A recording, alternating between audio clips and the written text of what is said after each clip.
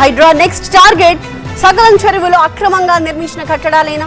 ఓవైసీకి చెందిన విద్యా సంస్థల భవనాల్ని కూల్చేస్తారా?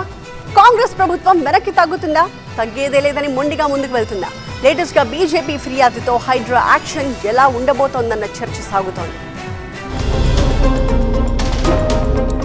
జూన్ 27 నుంచి తెలంగాణలో హైడ్రా సంస్థ ఆక్రమణల తొలగింపు చేపట్టింది. ఇప్పటిదాకా 43 ఎకరాల ప్రభుత్వ భూమిని తిరిగి స్వాధీనం చేసుకున్నారు అధికారులు. ఈ ఆపరేషన్ లో హీరో నాగార్జునకు చెందిన ఎన్కన్వెన్షన్ కూల్చివేత వ్యవహారం తెలుగు రాష్ట్రాల్లో సంచలనంగా మారింది. ఇప్పుడు అంతకు మించి మరో సంచలనం దిశగా హైడ్రా అడుగులు వేస్తున్నట్టుగా తెలుస్తోంది.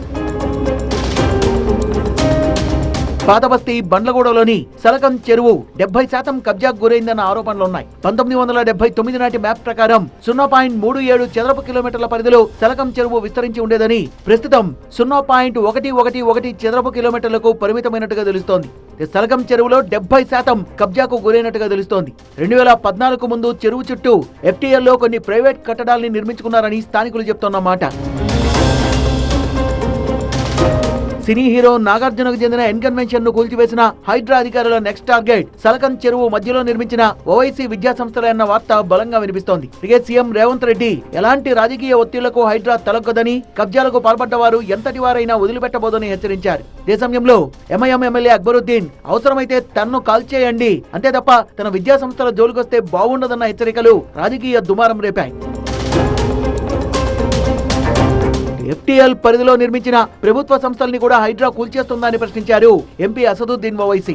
హిమాయత్ సాగర్ FTL పరిధిలో CCMB, హుస్సేన్ సాగర్ FTL పరిధిలో ఉన్న నెక్లెస్ రోడ్ ను కూడా తొలగిస్తారా అని నిలదీశారు. మరోవైపు సలకం చెరువులో నిర్మించిన ఓవైసీ విద్యా సంస్థలపై చర్యలు తీసుకోవాలంటూ హైడ్రా కమిషనర్ కు ఫిర్యాదు చేశారు బీజేపీ కార్పొరేటర్లు. క్రమంలో ఆక్రమణలు, కూల్చివేతలపై రంగనాథ్ ఫుల్ క్లారిటీ ఇచ్చారు. కేవలం విద్యార్థుల భవిష్యత్తును దృష్టిలో పెట్టుకుని విద్యా సంస్థల యాజమాన్యాలకు సమయం ఇస్తున్నామన్నారు.